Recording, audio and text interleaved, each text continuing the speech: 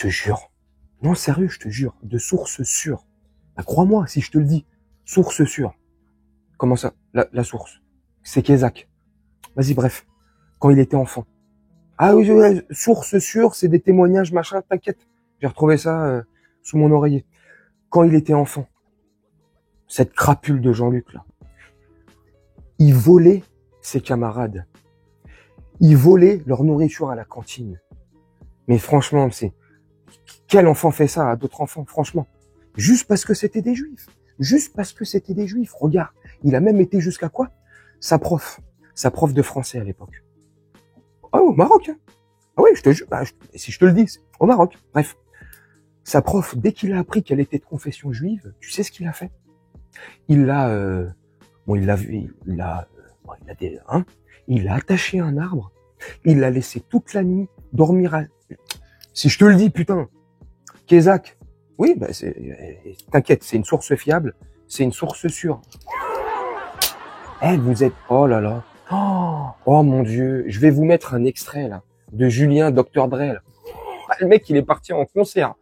Pipo,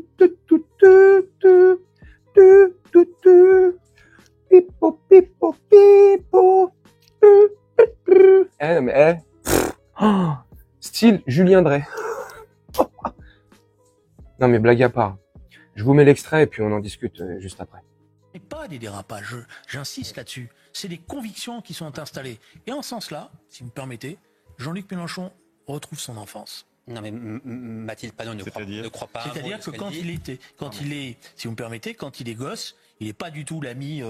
Il passe son temps à persécuter les petits juifs dans la classe parce qu'ils disent ils revendiquent l'idée que ce sont des assassins de Jésus. C'est ça. J'ai les témoignages. Ça, il vous l'a raconté ou... J'ai les témoignages de ses copains de classe qui sont venus me voir. Je ne le savais même pas, je l'ai découvert. Voilà.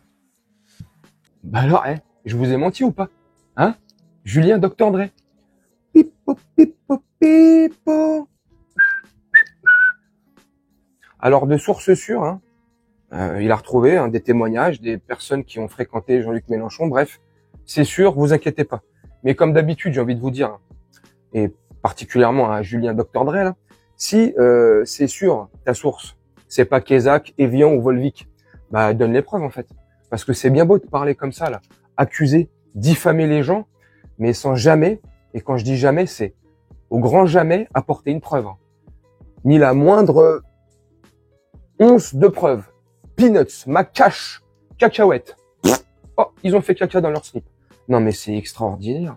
Donc il a des témoignages comme ça qui disent que, source sûre, hein, je me répète, c'est important, que voilà, quand il était petit, il stigmatisait les enfants de confession juive. Waouh. Alors là, c'est une question que je pose à ceux qui sont d'origine marocaine ou qui ont un certain âge et qui ont grandi au Maroc. Est-ce que, c'est une question vraiment, est-ce que quand vous étiez au Maroc, dans les années de Jean-Luc Mélenchon,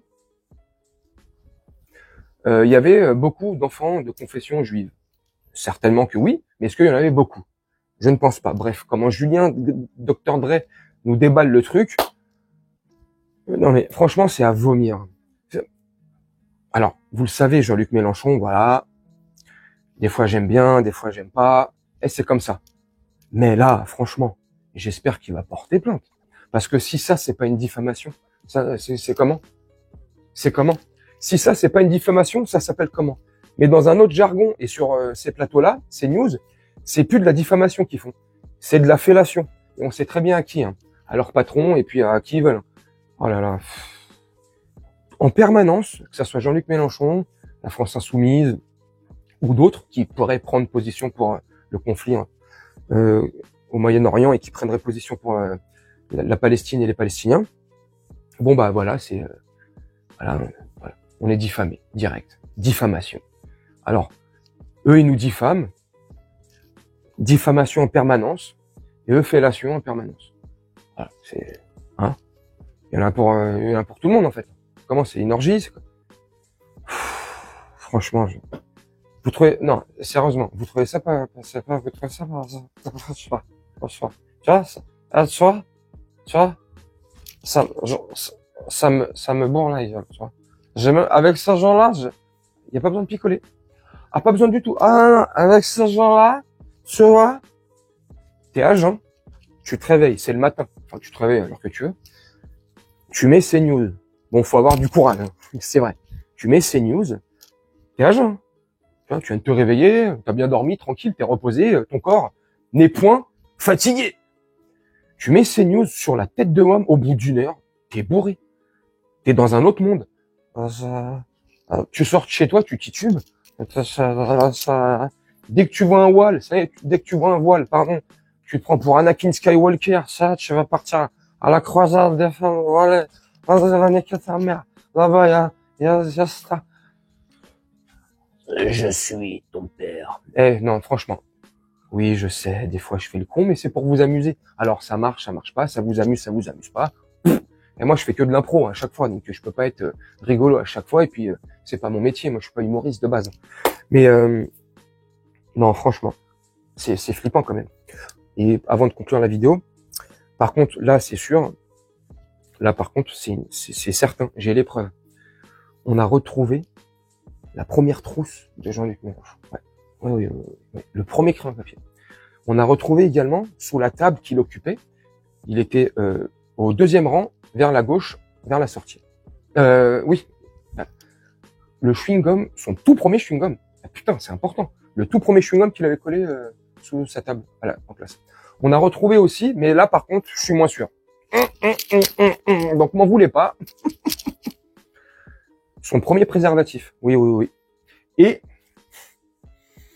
je sais pas. Hein. Par contre là, c'est vraiment pas sûr. C'est des légendes urbaines, comme c'est les raconter CNews. Mais là, on a même retrouvé sa première relation avec qui, voilà, il est devenu un homme.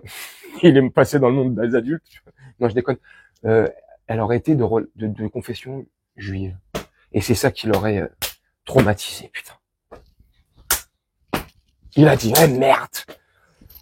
merde, qu'est-ce que... Non, mais, bref, n'hésitez pas à me dire ce que vous en pensez en commentaire.